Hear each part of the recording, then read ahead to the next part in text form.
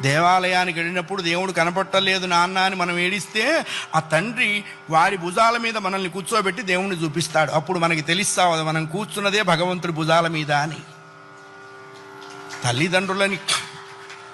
తల్లిదండ్రులకి గుళ్ళు కట్టించక్కర్లేదు, కట్టించిన గుళ్ళ ముందు వాళ్ళని కూర్చోబెట్టకుండా ఉంటే చాలు. అది నేర్చుకోవాలి.